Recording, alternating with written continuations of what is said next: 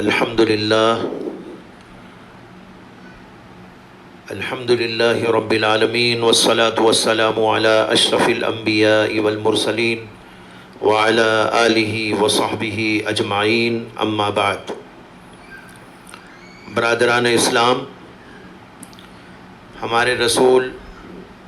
محمد عربی صلی اللہ علیہ وسلم نے اپنی امت کو بلکہ پوری دنیا کو جن جن اہم باتوں سے آگاہ کیا ان میں قیامت کی علامات بھی ہیں، اور قیامت کی علامتوں میں سے کچھ وہ ہیں جو اس دنیا کے درمیانی دور میں پیش آنے والی تھی، اور آپ علیہ السلام نے ان کے بارے میں پہلے ہی بتا دیا تھا۔ ان علامات میں سے بہت سی باتیں دنیا میں پیش آتی جا رہی ہیں، اور اس کا سلسلہ بہت پہلے سے شروع ہو چکا ہے اور اب تک جاری ہے۔ حضرات، اس قسم کی علامتیں سینکڑوں کی تعداد میں ہیں، اور احادیث کے اندر مفصل ان کا تذکرہ موجود ہے۔ میں ان میں سے چند اہم علامات آپ کے سامنے ذکر کروں گا، جن کو سن کر ایک انسان کے رونگٹے کھڑے ہو جاتے ہیں کہ اللہ کے نبی علیہ السلام نے جو کچھ بیان کیا تھا وہ سب آج ہم اپنی آنکھوں سے دیکھ رہے ہیں۔ لہذا آئیے چند احادیث آپ کے سامنے پیش کرتا ہوں مختصر تبصرے کے ساتھ۔ پہلی حدیث یہ ہے کہ حضرت عبداللہ بن عمر رضی اللہ عنہ نے فرمایا کہ رسول اللہ صلی اللہ علیہ وسلم نے خطبہ دیا اور اس میں فرمایا کہ اے لوگو، مجھ سے پہلے بھی ہر نبی پر یہ لازم تھا کہ وہ اپنی امت کو ان باتوں سے آگاہ کر دے جن کو وہ ان کے حق میں خیر اور بہتر سمجھتا ہے، اور ان باتوں سے بھی ان کو ڈرائے جن کو وہ ان کے حق میں شر اور برا سمجھتا ہے۔ اس تمہید کے بعد اللہ کے نبی علیہ السلام نے فرمایا کہ دیکھو، عافیت اس امت کے شروع حصے میں رکھی گئی ہے، اور اس امت کا آخری حصہ ایسی ایسی آزمائشوں اور ایسے ایسے فتنوں سے دوچار ہوگا کہ بعد میں آنے والا ہر فتنہ پہلے فتنے کو ہلکا کر دے گا،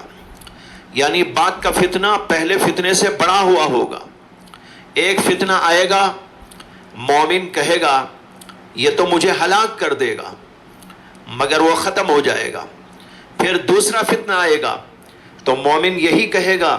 کہ یہ ہے مجھے ہلاک کرنے والا فتنہ۔ اس طرح یکے بعد دیگرے فتنے آتے چلے جائیں گے۔ آج ہم لوگ یہ بات کھلی آنکھوں دیکھ رہے ہیں کہ کیسے کیسے فتنے آ رہے ہیں، اور ہر بعد والا فتنہ پہلے فتنے کے سامنے بڑا ہوا معلوم ہو رہا ہے اور زیادہ خطرناک ہے۔ دوسری حدیث حضرت سیدنا ابو ہریرہ رضی اللہ عنہ ارشاد فرماتے ہیں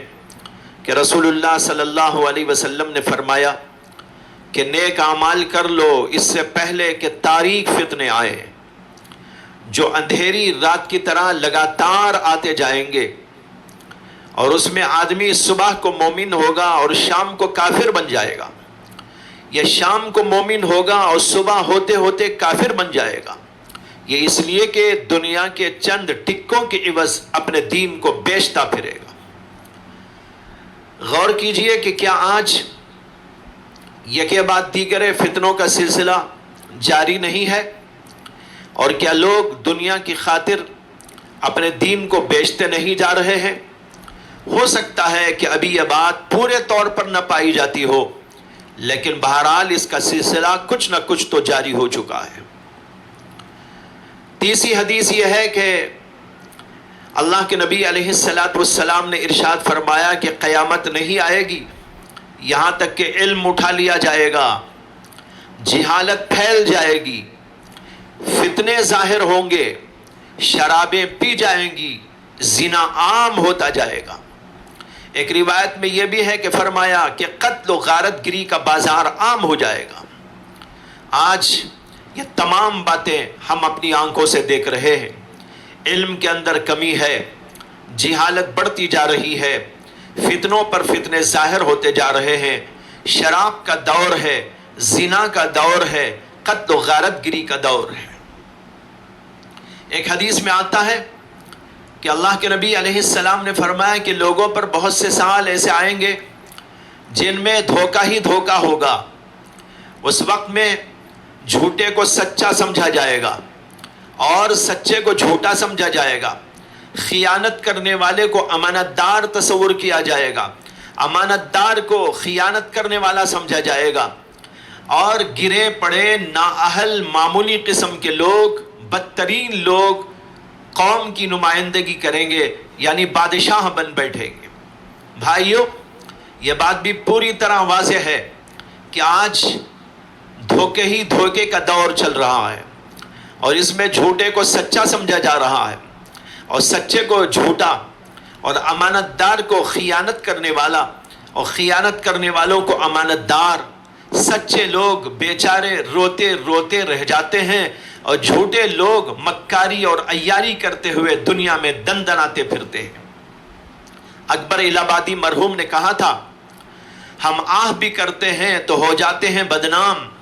ہم آہ بھی کرتے ہیں تو ہو جاتے ہیں بدنام، وہ قتل بھی کرتے ہیں تو چرچا نہیں ہوتا۔ لیکن حضرت مولانا محمد احمد صاحب پرتاپ گڑھی رحمۃ اللہ علیہ نے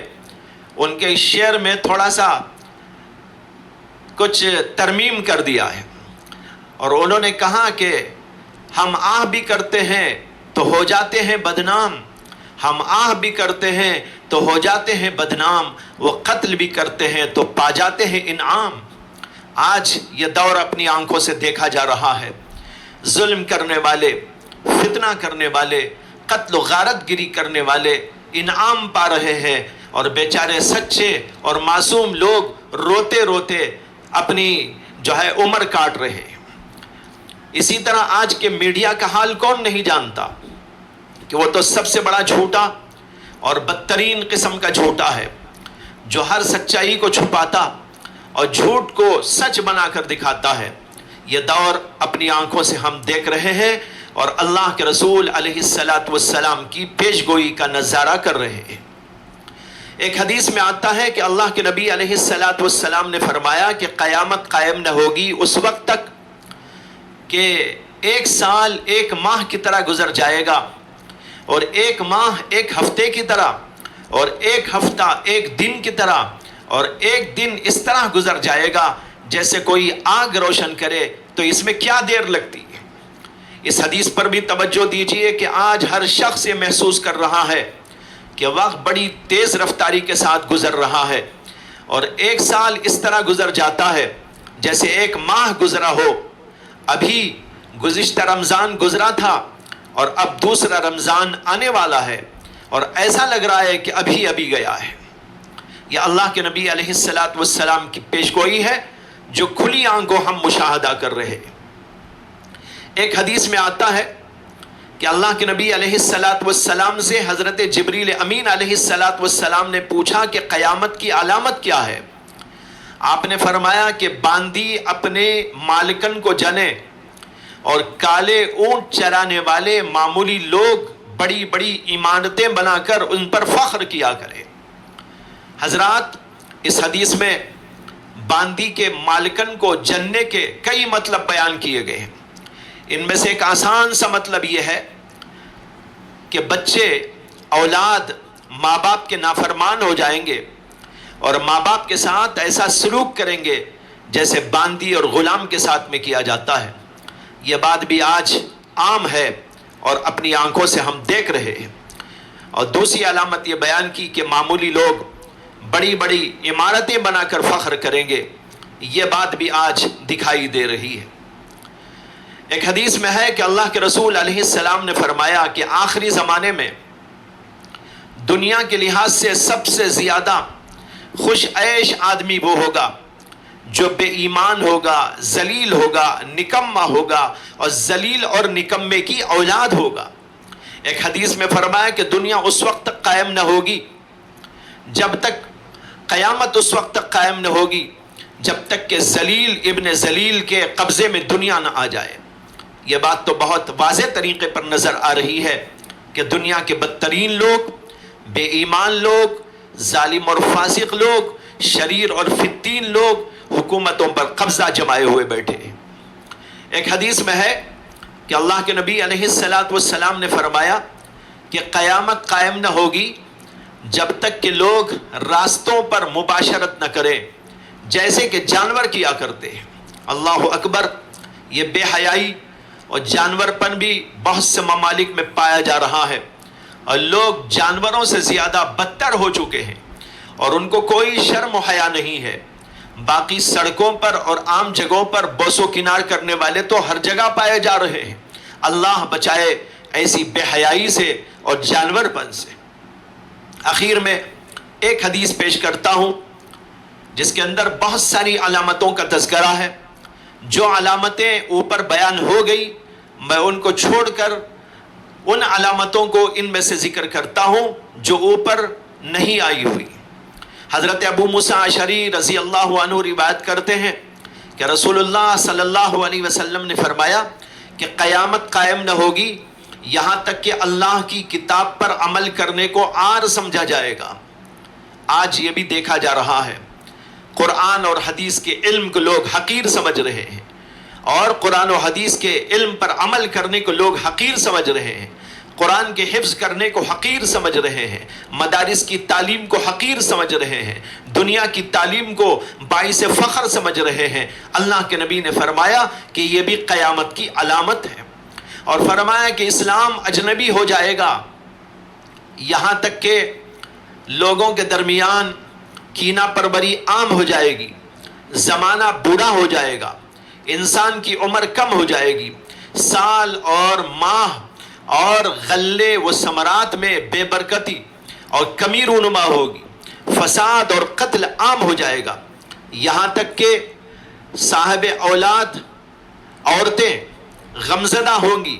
یعنی بچے ہونے پر ان کو غم ہوگا،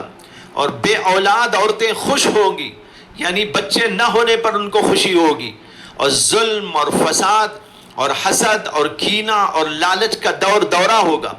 لوگ ہلاک ہوں گے، جھوٹ کی بہتان ہوگی، سچائی کم ہوگی، اور فرمایا کہ یہاں تک کہ لوگوں کے درمیان بات بات میں نزاع و جھگڑا ہوگا، خواہشات کی پیروی کی جائے گی، اٹکل پچو فیصلے کیے جائیں گے، بارش کی کثرت کے باوجود غلے اور پھل کم ہوں گے، علم کے سوتے خشک ہوتے چلے جائیں گے، جہالت کا سیلاب امڑ آئے گا، اولاد غم اور غصے کا باعث بن جائے گی،